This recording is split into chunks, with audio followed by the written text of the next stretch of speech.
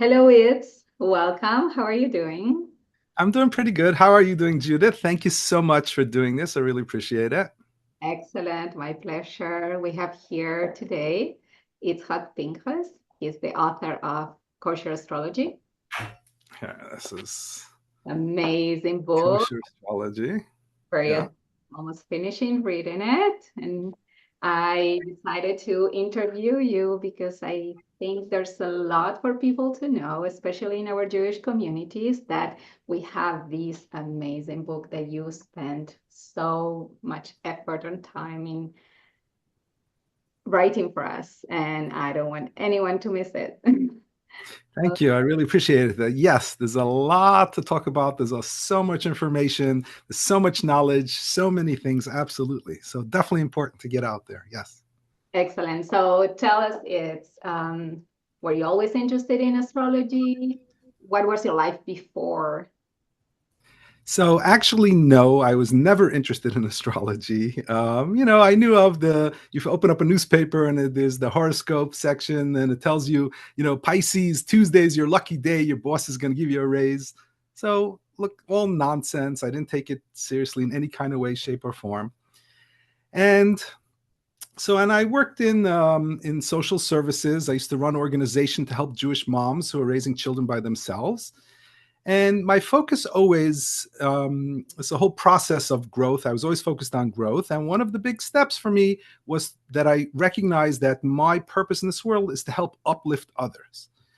And this is way before anything to do with astrology. And so I feel like Hashem at different times in my life sent me the right tools and the right vehicles for me to be able to uplift people. So my focus was initially I was working in social services to help people who were struggling with different situations in life. And then I hit a turning point. Again, I didn't know about astrology, but now that I do know astrology, there are very clear markers in your life when there are major shifts in your life. Are you telling me that when you started with astrology, you could backtrack it in your chart? Oh, absolutely.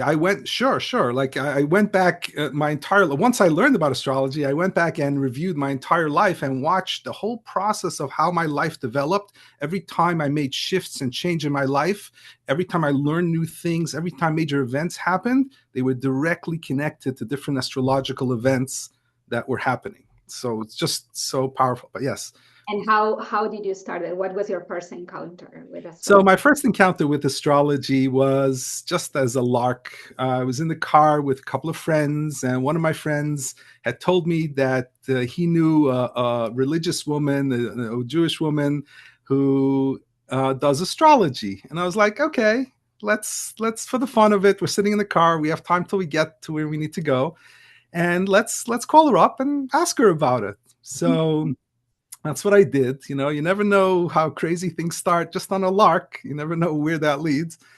And so I called her up and she asked us for our birth dates. I gave her my birth date and she starts telling me, um, oh, wow, you have a lot of ear in your chart, the element of ear. Are you a rabbi? Are you a professor? Are you a writer? Are you like something? I see so much. And I was taken back. Now, I'm not a rabbi, I'm not a professor, but I do love to study and really delve into things. And I'd like to write. That very much spoke to me.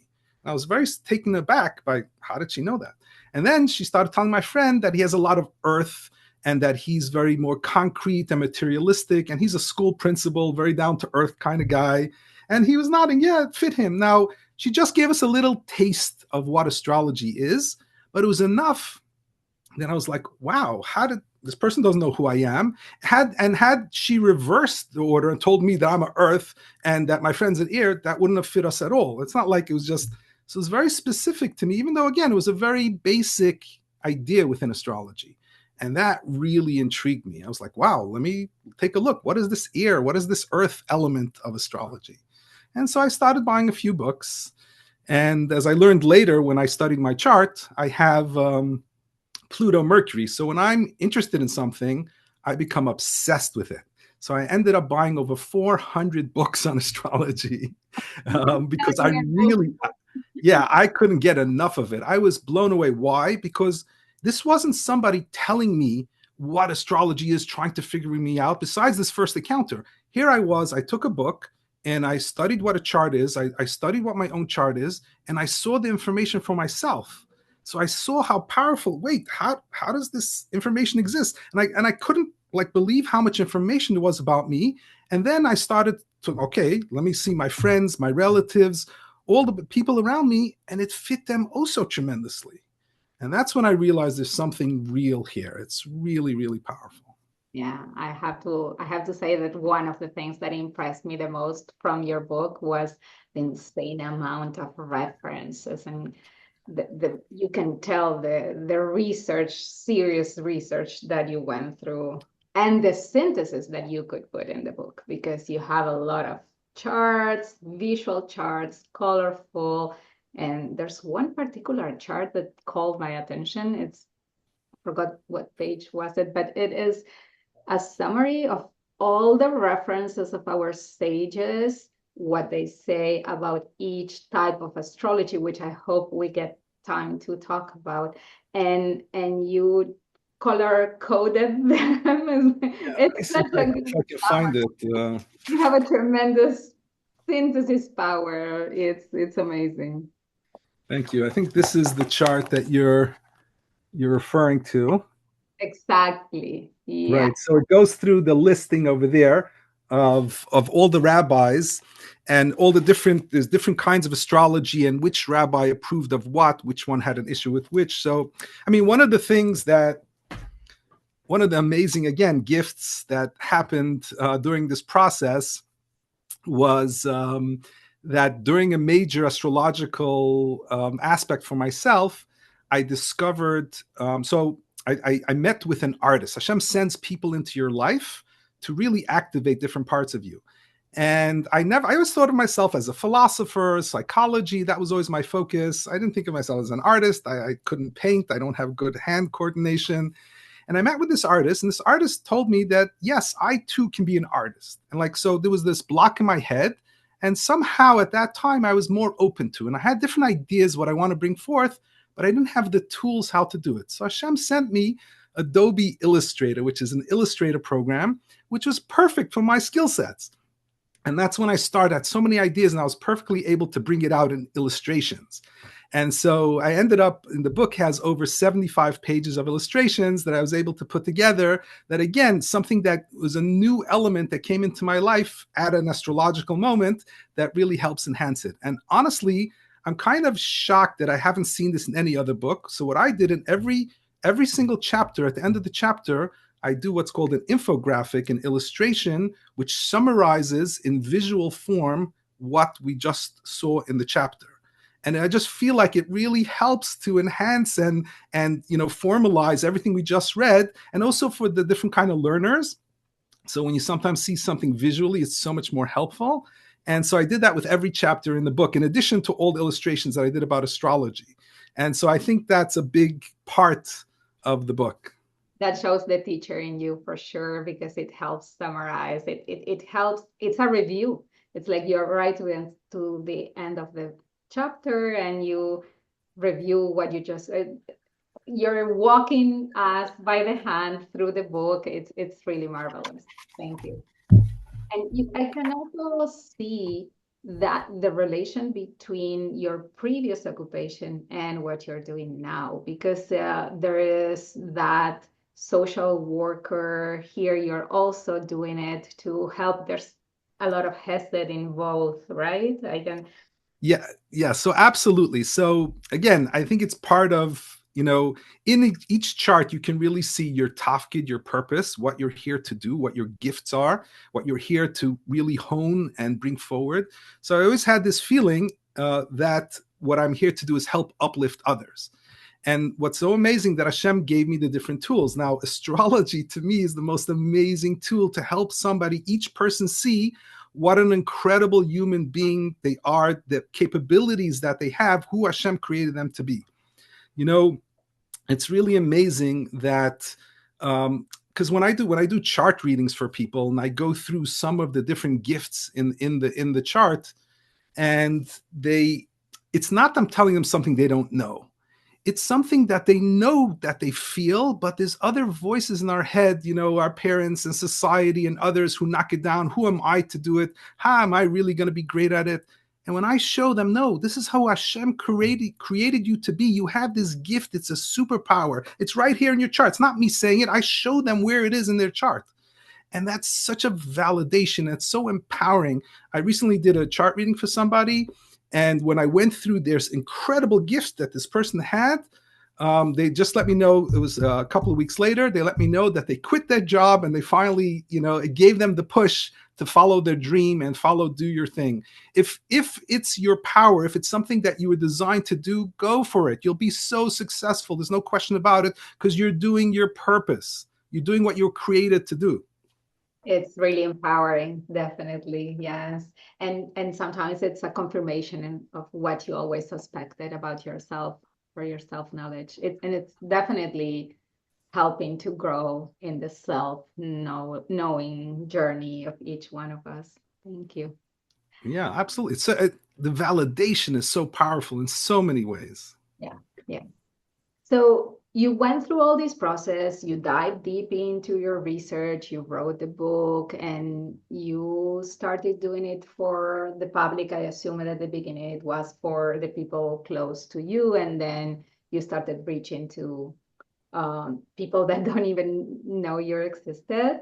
But it could be the subject could be a little bit controversial, right? Just as you had to go through all your book and research and explaining about Judaism with astrology, did you have some kind of difficulties with your loved ones at first, or with friends in your community? So in the book, I have a chapter where I break people down into 3 different categories. So basically, there's what I call the believers, people who believe in astrology. Then there are those who are questioners. And I was a questioner. That's like, I'm skeptical. It sounds pretty fantastical, this notion that the planets are connected to us and you can see information. It's a pretty wild concept. So I think it's very legitimate to be skeptical, but I'm open to hearing. Like, that's that second category. Then there's the third category of the deniers. They're not open to hearing. They're either, oh, it's Avodah Zarah, the Jews are above the mazel, and we're going to talk all about that. They come from that point, or they come from the point it's nonsense. First of all, when they say it's nonsense, what is it that they're talking about? I always ask them, what does astrology mean to you? And to them, it's the horoscope or predicting the future. They don't actually know. That's the biggest issue. I mean, there are 2 big issues. One is most people don't actually know what serious astrology is. They might know it's zodiac signs. A lot of people know about some zodiac signs. People think that they're one zodiac sign. No, people are many zodiac signs, not just one. Your sun is one. There's a moon. Your emotions, different parts of you have different zodiac signs. But that's astrology can be more complex, and people have very much made it very simplistic. And the people who are against it, they're against the simplistic version of what they think astrology is. So really, the key is to understand what actually astrology is, and then you can see. So when people who are closed-minded, what are you going to do? You can't really talk to them. So that's not the people who I talk to. I say, look, if you're interested, I show them in Judaism, it's rife with astrology. Like the vast majority of Chazal, starting from the Tanom and Amorom, the Gaonim, the Rishonim, the Chronim, throughout our history, they all believed in astrology. Many practiced astrology. They encouraged astrology, the kosher version of astrology. So that's like an undeniable factor of part of it. And the version that you're giving me of your answer is a mature one. I'm sure you went through your own process of how to get to understand that there's these 3 different types, and each one you encounter one of those to put them in the right file for you to deal with it better. But at the beginning, my question is, was it hard with your loved ones? Did you experience rejection from your community that it took courage from you to stay in your path? So, Hashem runs the world very beautifully. and he timed things perfectly for me. So one of the energies that are there in astrology is the planet Uranus. Uranus represents authenticity, out of the box, rebellion. It's all about the energy of I need to be true to myself. You know, society might say one thing, parents might say something else, your community might tell you something. And it's about, Uranus is about individuation, becoming your own person and saying, no, this is what I believe, this is what I stand for, and I'm willing to take the consequences, any social consequences of me standing up for my beliefs. Now, so I believed in astrology, and maybe I wasn't so vocal about it initially. And then I had a transit of Uranus that came into my life for a year and a half. And that energy gave me the courage to stand up and say, no, this is true. This is part of Judaism. I'm going to speak my truth. You know, come what may. This is what I believe. And, you know, when you do that, yes, you're going to have some pushback and you're going to have some, but people respect it and people are open to hearing. And that's the way to go. That's the approach of life. You know, in the book I talk about that Avraham Avinu went through a Uranus process. It says, Lech lecha ma'artzecha maladcha, leave your home, leave your family, and I'm going to make you into a great nation, Hashem told him. That was an individuation process. That was a Uranus process. Speak your truth. Avram went against the whole world. You know, everybody was idol worshiping. And he went and said, no, that is not truth. And he had also a lot of issues of people fighting him, but that's Uranus is individuation. Speak your truth, be authentic. And so I'm very blessed that Hashem gave me that energy at the right time for me to really come out and speak about it. That's wonderful. That's great. So before we dive into what kosher astrology is, let's separate what kosher astrology is not. You dedicate a big part of your book to explain that for people to have very clear boundaries of how to move with astrology and what to accept, what not to accept, and also to explain what type of astrology you propose, you offer. Do you want to take us through that? Sure. So basically, I break up astrology into three kinds of astrology. So the first one is how astrology, you know, started going wrong. So at first, you know, the people, they started, they looked at astrology, that Hashem was running the world, and the astrological planets were the messengers for Hashem. And they felt it's like a king. A king has messengers, so we have to be respectful to the king's messengers as well. And so they started like being respectful to the planets. And then they got lost with that, and they started treating the planets as if they were gods, false gods. So that was the idol worshiping part, where they felt that the planets are the ones who are doing things to them, and that the planets are gods and they have to worship. So that's called. And so what they did was they created sorcery and magic, and they created all kinds of spells in order, during astrological times, in order to serve the planets. And if they serve the planets, then the planets will do for them what they want. So that's called astral magic. And that's the idol worshiping sorcery part of that also combines astrology. That's strictly forbidden, and everybody was against it. And many of the Torah sources that you see that speak very negatively about astrology are talking about astral magic, which was an idol worshiping sorcery form of astrology. Would you say in your experience that this still exists today? Not really. This doesn't really exist today. I mean, there are people who do, whatever, Wiccan and things like that. I don't know. I'm not that familiar with it. Not really. I think that's kind of, but throughout history, for thousands of years, that was a huge part. I mean, that's why the Gemara calls it Ovdei Kachavim. They worshiped the stars, and they did astral magic. Yes, that was a huge part. So in our past, when the Gemara talks about it, and many Svarim, there was a reality of life. Yes. Mm-hmm. Okay, and so then, that's the other one. So then the next one is, this is much more common, and the fatalistic version of astrology, which I call astromancy. And astromancy is this notion that if you were born with a certain planet, This is your energy. You have no choice but to be a certain way. The notion that it's fated, it's locked, there's nothing you can do about it, that it removes your free will. And this, the Gemara was so upset about. The Gemara was upset about. Rambam was upset about this. Many speak about this. So, for example, the Gemara talks about if you're born under Mars. This is Shabbos 156a. This is the famous Gemara, 2 pages of really goes through different astrological aspects. And it explains if you're born under Mars, Mars was considered the bloodthirsty energy. So people believed if you're born with the energy of Mars, you're going to be a bandit that murders people. So the Gemara explains that no, yes, it's a bloodthirsty energy. There's an anger. Mars is action and anger. However, you can channel it. You can become a Moel. You can become a Shochet. You can do things also that channel this anger and this rage or this active type of energy in positive ways and things that are mitzvahs. It doesn't have to, you're not forced. That was a big break from those times that the Gemara is teaching us that it's not fatalistic.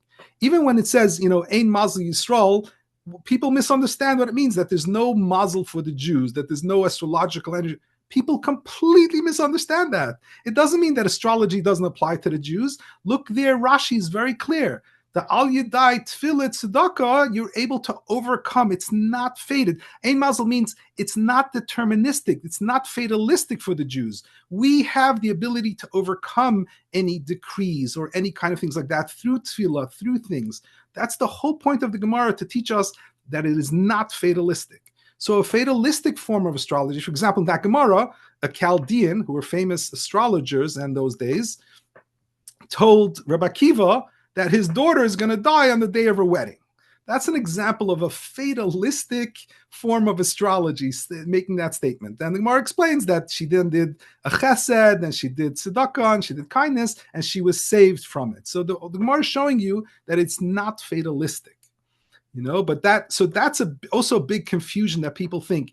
Astrology, kosher astrology never predicts the future. Why? Because we have options. We have the ability to do things. It doesn't predict a specific outcome. Yeah, I am a witness that this happens today. I think I was probably 19 years old when I have a birth chart reading, and the astrologer told me, you're going to do X, Y, and Z. And that was not good. I was like, no, I'm not. But I was all my life walking on eggshells to make sure that his prediction was not going to happen.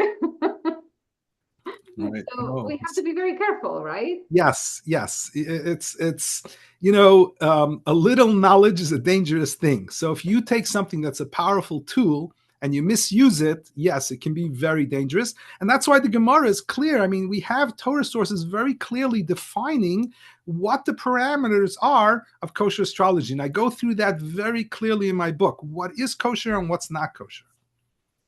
Wonderful. And I like in your book at some point, I don't know if it's your phrase or you quoted someone, but you said something like, the moment you're born, the planets and the stars are in a certain position from that particular place on the planet where you come. And that picture is unique for you, right? It's like that scene with all the way that the planets and the stars are arranged, it doesn't happen again, right? So absolutely. To me, it's amazing that Hashem takes all the energy of the entire the solar system, all the planets, exactly where they are, where they're located, how they're interacting with each other, all of that cosmos, the energy of the cosmos of the solar system is then, in the moment you're born, is implanted within you. And it's such a powerful energy that moment, every moment of time is so precious, it doesn't just vanish. When it's implanted in you, you then carry that energy of that moment of the whole solar system for the rest of your life. You're here to bring that out and forward and to hone your skill sets and impact the entire world with that energy of that moment. That shows you that every moment of time is so powerful. It's not just, oh, this moment passed and it's gone. 1 million people were born that took in that energy of that moment, and they're going to carry it forward for the next 70, 80, 90 years of their life. It's such a powerful concept. That means there's so much energy, there's so many things happening, and it's all planned out. That's one of the great wonders. I say there's three positive commandments of astrology, and one of them is recognizing the greatness of Hashem. When you see what astrology can do, you recognize that Hashem did incredible amounts of computations for it to work for everybody perfectly. It's mind-blowing. Mind-blowing. And that's why some of the great rabbis spoke about that. There's no greater wonder and unbelievable thing than astrology, because of the moving parts and pieces that's involved to affect billions of people. It's just incredible, really incredible. It's leave us in awe, yeah. And so we recognize that there is a tremendous influence, and there is a science to it to learn how that influence happens in people per the exact moment and place where they are born. And we already ruled out what not to do with that information. Now, how can we use that information? How is it helpful? What is kosher astrology? Okay, so there's a lot of moving parts and pieces to this. And so let's see if I can give you a couple of examples. Like so part of it is also going through the process of some of our difficulties, some of our blocks. We have sometimes challenges and areas that we need to learn how to grow with. And so one of them, for example, one of the difficult ones is when somebody has Saturn connected to their moon. The moon represents your emotions and desires. And Saturn is a taskmaster. It wants you to work hard. It's like a drill sergeant. It's like, it's tough on you. And the problem is when this taskmaster is tough on your emotions, you sometimes don't feel emotionally supported. And so if it's a big part of your chart, and sometimes when I tell this to people that they may have, growing up, they may not have felt emotionally supported, many of them literally start crying. It's such a validation of the process that they've been going through, a really difficult side of them. Now, the thing is, it's here to help them learn how to be strong within themselves, to learn self-strength, emotionally and this way they're not to learn how not to be dependent on others. Now, that sometimes can be a difficult process, especially when you're young, to go through that. But then that builds that emotional muscle that then for their next job, what they're here to do, their purpose, they really need that skill set in order to do it. So this is like a preparation. It's kind of when you go to basic training in the army, they put you through all kinds of incredible tests, which is not easy, in order to build that muscle. So just knowing that, and knowing that there's not something wrong with me, but actually this is part of my process that I needed to go through to become who I need to become, is incredibly validating for people. So that's just on like one step.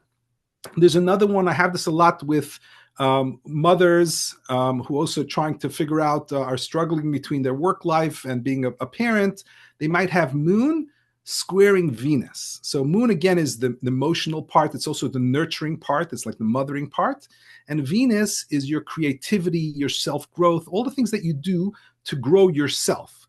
And sometimes if they have it in conflict with each other, then they feel guilty. If I take a college course, if I do anything to help my self-growth, then I'm neglecting my children. And again, that's in their mind because they have this square.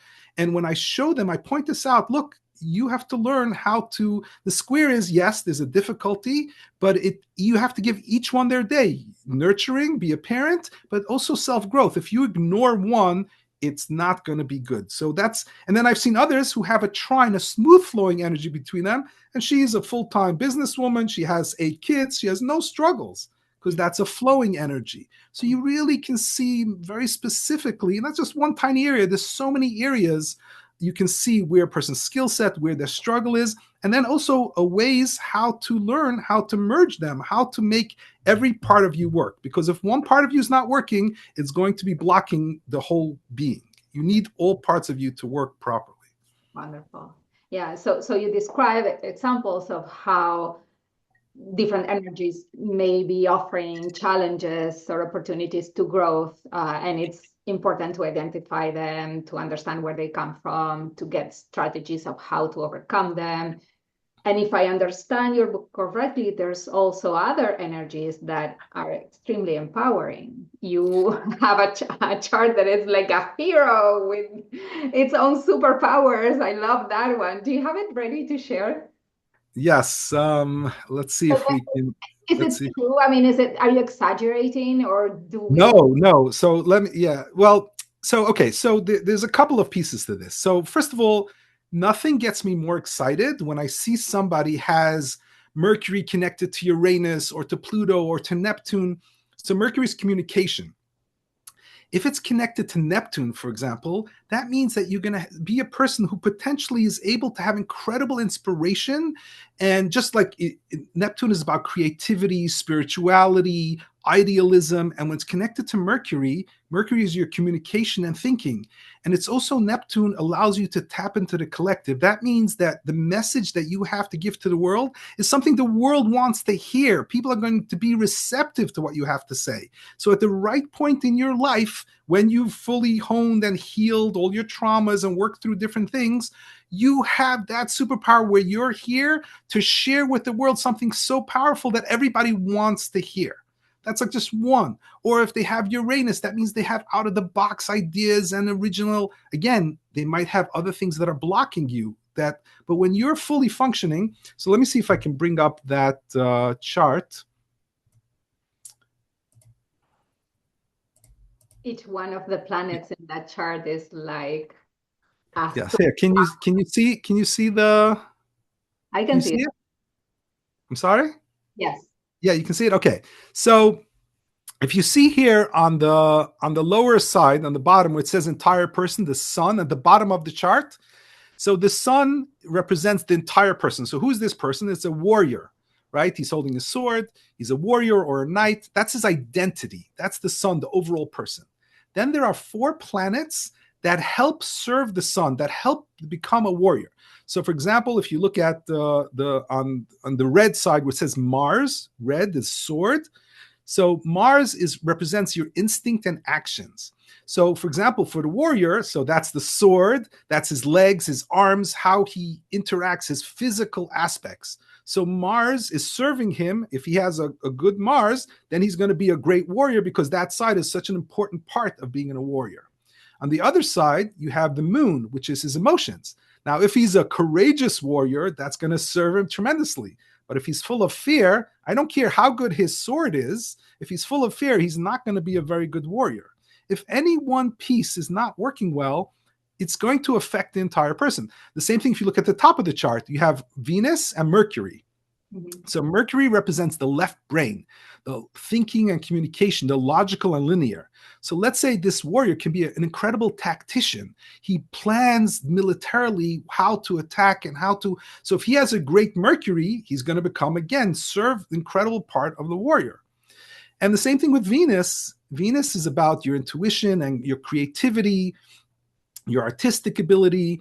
And so Venus is really also, so every piece of the planet, every person, these are 5 personal planets: Sun, Moon, Mercury, Venus, Mars, and they make up the parts of us, what make us function. So again, the 4 planets make up, the physical aspects, and the sun is the overall. Now, who is this person meant to be? Now, if one part is struggling, and if one part is not doing good, has a conflict in the chart and is wounded, you're not going to be able to produce. You're not going to be able to fully become who you need to be. You need all parts of you working. And with astrology, you can hone in on which part may have a conflict, which part may have a trauma, when there's an opportunity for that part of the chart, that part of you to have healing.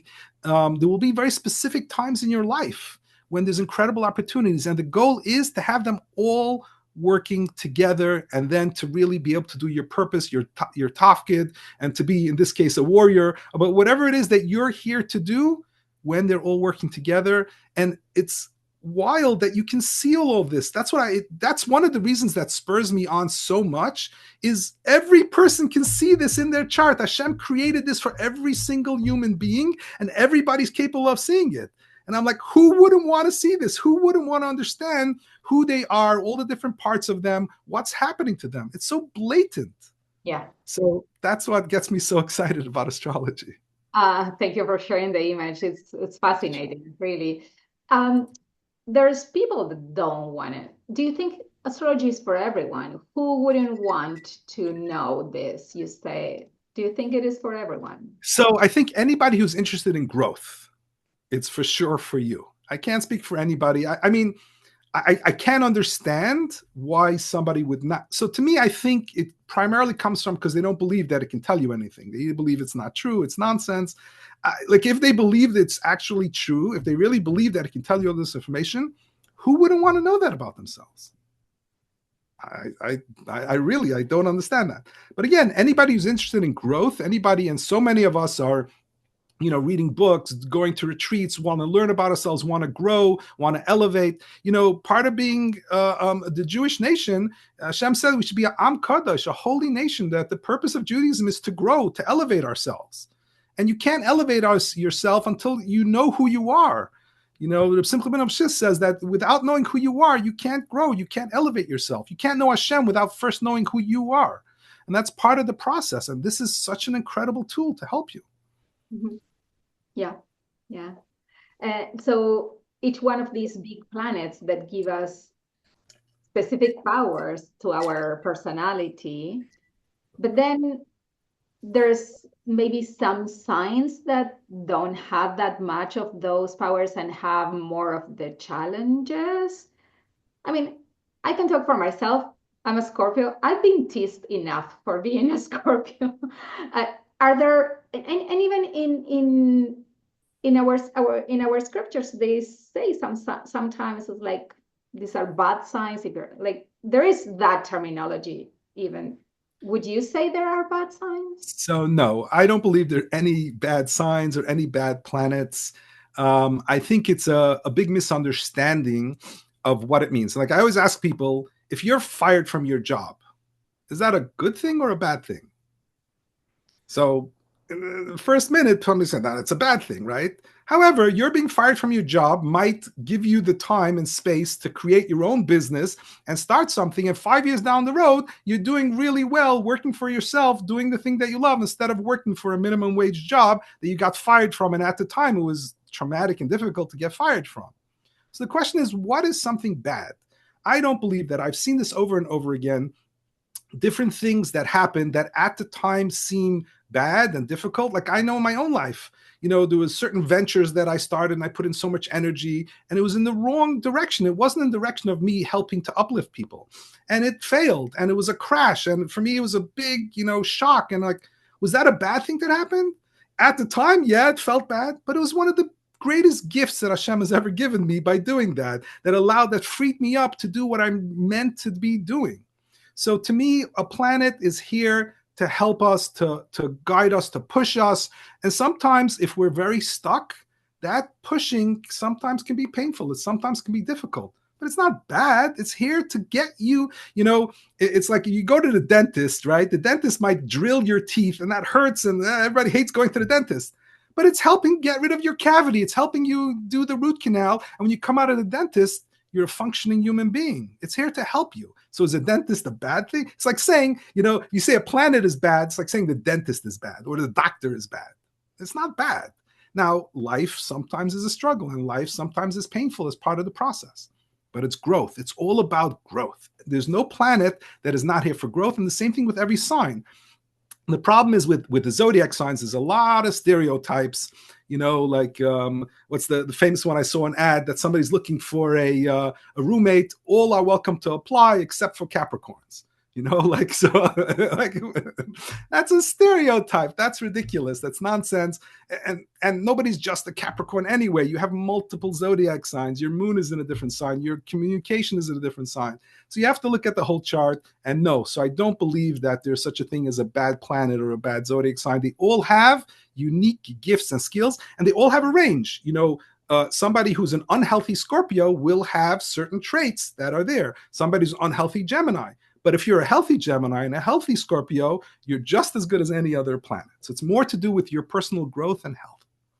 And you can start as an unhealthy one and then grow into being a healthy one. Absolutely. That's we all do that. That's part of our work. We all have stuff. We all have, trauma. We all have certain things that's unhealthy, and life's purpose is to help us grow. That's what we're meant to do, to help us to grow, to become conscious. I mean, the whole Torah is about becoming conscious, and everything that we do, self-awareness, in order to help us grow, in order to help us work through midos. What's the whole point of midos? What is that about? Our character traits, right? It's for us to grow and work through it. Mm-hmm. Talking about multiple signs on one chart, can you talk a little bit about how some of us can be one sign according to the solar calendar, but another one according to the moon calendar, the Jewish one? Well, today is January 1st. It's the beginning of the solar calendar. So it's very appropriate to talk about the differences and what are we, like, for instance, I'm a Scorpio, as I said, but I was born in Tishrei, not in Cheshvan. And it's well known that Cheshvan is Scorpio and Tishrei is Libra. So can you explain for those of us that have that situation? Yes, that's an excellent question. And it's very, very confusing, right? So the thing is like this. So the problem is we're mixing different systems together. There's something of the moment you're born, right? The moment a person is born, it doesn't matter what you call that day. If you call it by an English date or you call it by a Hebrew date, where were the planets in the sky in that moment? That's what your astrological birth chart is. So it doesn't go according to the English calendar. It doesn't go according to the Hebrew calendar. It goes according to where the planets are. So even in English, actually, even English birth dates are not correct. When you think you're born every day on the same time, it's actually not. It might be a day or two because it's where the sun was in the sky. When you were born, and let's say you were born in Gemini, the sun in Gemini was at 12 degrees of Gemini. So next year, it might not be on the same day at 12 degrees in Gemini. That is your astrological birthday, you want to call it. Then there's a separate notion in Judaism. Every month has an energy to it. So that's not connected to when you were born. You were born as the planets.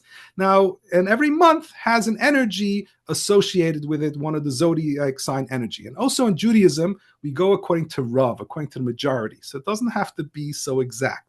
It's the general notion that this month is the energy of it. Even if the first few days are really the other sign, this is the month of that energy. It goes according to the majority. But really the big thing is to look at when you were born, I don't care what you call it, Hebrew or English, where were the planets? And that's your astrological chart. Mm-hmm. Thank you. Thank you for clarifying that. So it's the picture of the sky at that moment. Yes. You very romantically presented in your book. Yeah. Okay, great. So you offer Jewish astrology, kosher astrology. And obviously it's for all the Jews that are interested in this, but can a non-Jew get a birth chart reading from you? And can a Jewish person go to a non-Jewish astrologer? And if they choose to do that, what do they have to be careful with? What do you think? So the thing is, again, that's why I highly encourage reading my book, because you get a very clear picture of what is kosher and what's not kosher. Now, there are astrologers today who don't, like, the biggest issue is the fatalistic version of astrology. A lot of astrologers do predict. They predict who's going to win the election. They predict specific things, and that's not kosher. But there are many other astrologers who are very clear who don't do that. So I don't know what to tell you. You have to know who you're talking about. But many times it's very disturbing to me. Like sometimes they see they'll say when you have a Neptune transit, Neptune is about elevation and spirituality. They tend to be very negative and they say, oh, it's a time when you're going to be very confused and a time going to be. That's not what, like, sometimes I hear things and I'm like, what are you talking about? Like, why are you telling people these negative things that are not true? It's all about you. This is a time when you need to be open to spirituality, having your dreams come true. If you don't have a direction and if you're not moving forward in your life, it's about your actions. You can get lost. If you're not moving towards idealism and spirituality, then you can get involved in drugs and alcohol. But that doesn't mean that you're going to do that. And a lot of times I see a lot of fatalistic things. So do it at your own risk.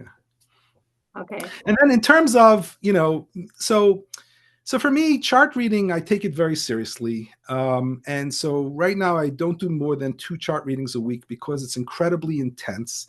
I spend 2-3 hours going through a person's chart, really marking up. I write 3-4 pages about their chart, and then I spend an hour talking to them and telling them. So it's a very intense experience. And so I try to do not more than 2 a week. And so right now, I feel like the Torah observant community needs it the most. Somebody else can go to any astrologer. There are many non-Jewish astrologers. So my preference is the people who need it the most. So that's kind of my focus. Oh, great. So where can they find you? Where can they read your book and request your services? So my book, Kosher Astrology, it's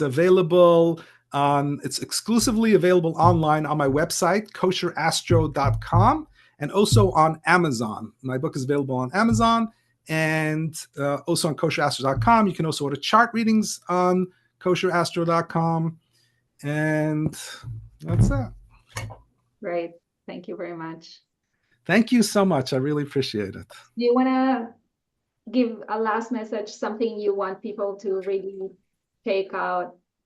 Can be something that you said already, but you want to emphasize that. Yes. There's something, I want to talk about Pluto. Pluto is one of my favorite planets. And, that's another one that, general astrologers tend to talk very negatively about Pluto. And I think Pluto is one of the most empowering planets. What's Pluto? Pluto is about transformation. It's about death and rebirth. The notion of, for example, take a caterpillar, right? You tell a caterpillar, you're capable of great things. You can fly. The caterpillar looks at you. What are you talking about? I need 28 legs just to walk. I'm not flying anywhere. It's a very limited mindset that the caterpillar has. But Pluto is this transformation where they turn from a caterpillar into a butterfly. If you are open to learning to grow, you can have a very powerful experience. When you have a Pluto transit, it's one of the most powerful times in your life where you transform into a new person that you didn't think you were capable of being. And when I see this in people's charts, and when I see it in people that they're about to go through this, I get super excited. This is an incredible process that you're able to do things that you never thought were possible. But this is the promise of who you are in the chart.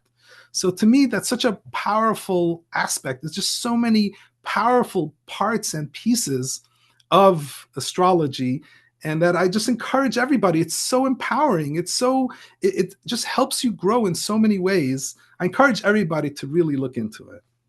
Wonderful. Thank you so very much for the work that you do. I think